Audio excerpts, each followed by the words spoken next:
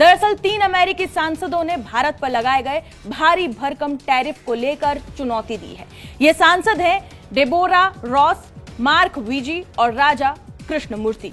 इन्होंने अमेरिकी संसद में एक प्रस्ताव पेश किया है जिसका मकसद भारत से आने वाले सामान पर लगाए गए 50% टैरिफ को हटाना है। डोनाल्ड ट्रंप ये कुछ काम नहीं कर रहा, ये आलसी आदमी है। He is basically a lazy man. Apart from being a bully, he does not want to work hard. He does not want to get down into the nitty-gritties of policy. इसको लगता है कैमरा चमकता रहे सामने से, headline मुझे मिलती रहे, मैंने ये टैरिफ करके ये कर दिया, अच्छे से होना जाना कुछ नहीं है। साउथ एशिया को अमेरिकन ये समझते हैं, या वहां पे जो स्ट्रेटेजिक पोस्चर है इस खित्ते के अंदर, उसमें डीएस्केलेशन है, एंड देन वो समझते हैं कि डिजायर जो है एक नेट रीजनल स्टेबलाइजर के तौर पे इंडिया की जरूरत वो महसूस नहीं करते, क्योंकि पहले क्या था, that India is a net regional stabiliser. आखिर हो क्या रहा है? क्योंकि जिस तरह का पॉलिसी टैरिफ को लेकर प्रेसिडेंट ट्रंप ने अपनाई, उससे तो ये लग रहा है कि पूरी तरह से जो भारत है वो रशिया की तरफ जाता जा रहा है। तो क्या भारत को और ज्यादा रशिया की तरफ कर रहा है, या कोर 5 हमें एक रियलिटी नजर आएगा? अगर यूएस करना क्या चाह रहा है? अब भारत के ऊपर ये टैरिफ लगाएगा। भारत का लेस देन 5% एक्सपोर्ट है अमेरिका में, 95%। अब भारत क्या करेगा? भारत एक काम करेगा कि वो जो 5% से भी कम है, लगभग 4.5% है, 4.5% को 2% कर देगा। कहानी खत्म हो गई, लगा लो तुम। इंडिया एक नेट रीजनल स्टेबलाइजर है। That was what the Americans are asking, that was what the Americans were demanding। ये वो सारी चीज थी जो उस वक्त चल रही थी, बट अब नहीं है ये। उसकी बहुत सारी वजूहात हैं या बहुत सारे इसमें फैक्टर हैं, वो क्या क्या है, we can talk on that. America के पावर कॉरिडोर्स में आज एक ही बात की चर्चा है, ट्रंप का इंडिया पर लगाया गया 50% टैरिफ और उसका उल्टा असर। डोनाल्ड ट्रंप ने जब इंडिया के प्रोडक्ट्स पर 50% का हैवी टैरिफ लगाया तो मैसेज क्लियर था, टफ ट्रेड पॉलिसी। लेकिन ट्रंप शायद ये नहीं सोच पाए थे कि सबसे ज्यादा आवाज विरोध की उनके अपने देश से ही उठेगी। ट्रंप के इस डिसीजन के बाद अमेरिकन कांग्रेस के अंदर हलचल मच गई। यूएस हाउस ऑफ रिप्रेजेंटेटिव्स में एक रेजोल्यूशन इंट्रोड्यूस किया गया जिसमें सीधी सी डिमांड है, इंडिया पर लगाया गया 50% टैरिफ वापस लिया जाए। इस रेजोल्यूशन को पेश करने वालों में सबसे प्रोमिनेंट नाम है Indian origin American lawmaker Raja Krishnamoorthi का। उनके साथ कांग्रेस मेंबर रोज और मार्क भी इस इनिशिएटिव का हिस्सा है। तीनों का मानना है कि ट्रंप का ये स्टेप ना सिर्फ गलत है बल्कि अमेरिका के इकोनॉमिक इंटरेस्ट के भी खिलाफ है।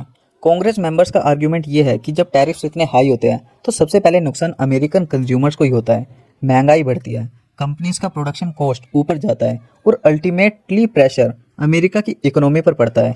ये सब चीजें ट्रंप के खिलाफ हो रही है। अब ट्रंप ने पहले सोचा कि पॉलिसी में चेंज लाता हूँ और भारत के ऊपर टैरिफ लगाता हूँ, लेकिन अब ये बार ट्रंप के ही खिलाफ हो चुका है। सांसदों का कहना है कि ये टैरिफ गैर कानूनी है, अमेरिका के लिए नुकसानदेह है और इसका सबसे ज्यादा नुकसान आम अमेरिकी नागरिकों को ही हो रहा है।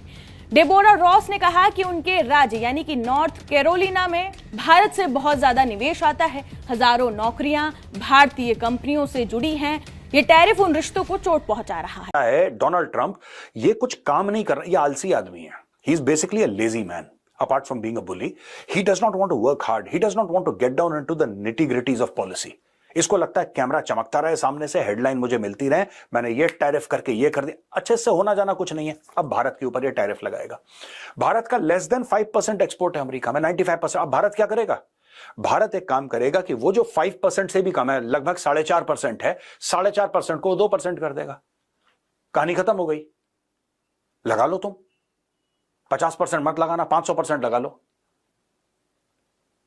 उससे क्या होगा भाई? आपके यहां चावल उग नहीं रहे, जिस क्वांटिटी में आपको चाहिए आप चावल अपने उगा नहीं पा रहे, भारत से आप खरीदना नहीं चाह रहे, तो क्या होगा? डिमांड एंड सप्लाई में गैप आएगा, फिर चावल महंगा होगा। जब चावल महंगा होगा फिर लोग इसको गालियां देंगे, फिर ये चुनाव हारेगा, फिर ये बोलेगा नो नो नो नो चलो मैं। He is not solving the problem. ये पॉपुलैरिटी, ये बेसिकली क्या है? डोनाल्ड ट्रंप रियलिटी टीवी का आदमी है। ये सोचता है कि पंचलाइन मार के और ये करके और वो करके, जोक क्रैक करके, गाली गलौज करके आगे निकल जाएगा। इसको लगता है कि ये जियोपॉलिटिक्स नहीं है, ये बिग बॉस का एक एपिसोड है। इसको लगता है बिग बॉस चल रहा है, जहां पे आपने फुहड़ता कर दी, आपने गाली दे दी, आपने इसको 10 चीजें उल्टा बोल दी, रो गा के किसी तरीके। एंड ये रियलिटी टीवी का प्रोडक्ट है। ये एक टीवी शो करता था, द अप्रेंटिस। इसको लगता है पूरी दुनिया, ये व्हाइट हाउस जो भी है, अमेरिका की जियोपॉलिटिक्स पूरी की पूरी, जो अमेरिका की diplomacy, everything is like the apprentice. South Asia को अमेरिकन ये समझते हैं, या वहां पे जो स्ट्रेटेजिक पोस्चर है इस खित्ते के अंदर, उसमें डीएस्केलेशन है, एंड देन वो समझते हैं कि डिजायर जो है एक नेट रीजनल स्टेबलाइजर के तौर पे इंडिया की जरूरत वो महसूस नहीं करते, क्योंकि पहले क्या था, that India is a net regional stabiliser, India एक नेट रीजनल स्टेबलाइजर है। That was what the Americans are asking, that was what the Americans were demanding. ये वो सारी चीज थी जो उस वक्त चल रही थी, बट अब नहीं है ये। उसकी बहुत सारी वजूहात हैं या बहुत सारे इसमें फैक्टर हैं, वो क्या क्या है, we can talk on that. और इंडिया के हवाले से अमेरिका के अंदर एक different mind set and approach जो है वो पाई जाती है। अमेरिकन समझते हैं कि इंडिया को हमें कैसे इंगेज करना है, ठीक है।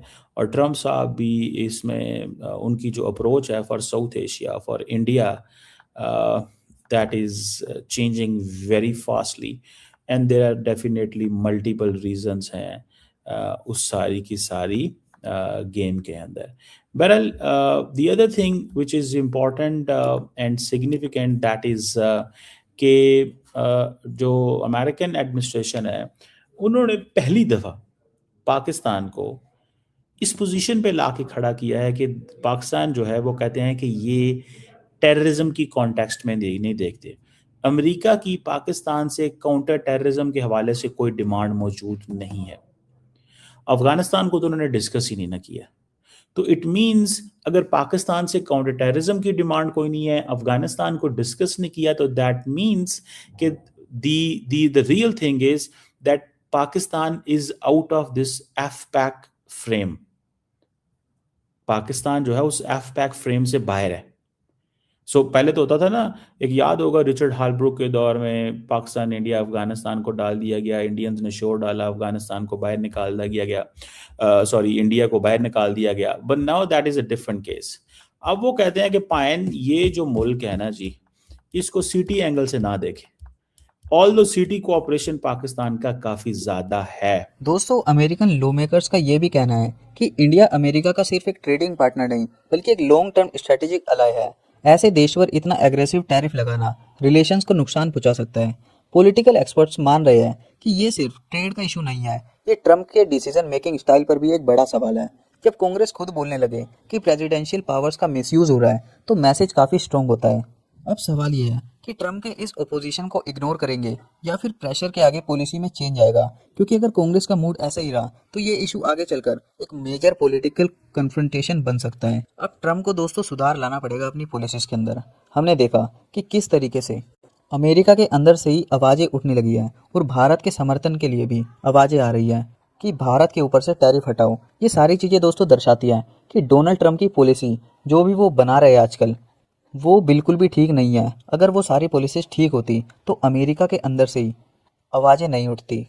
डोनाल्ड ट्रम्प को अब सोच समझकर डिसीजंस लेने होंगे, तभी अमेरिका के लिए फ़ायदा हो पाएगा, वरना ऐसी आवाज़ें उठती रहेगी और अमेरिका को नुकसान झेलना पड़ेगा।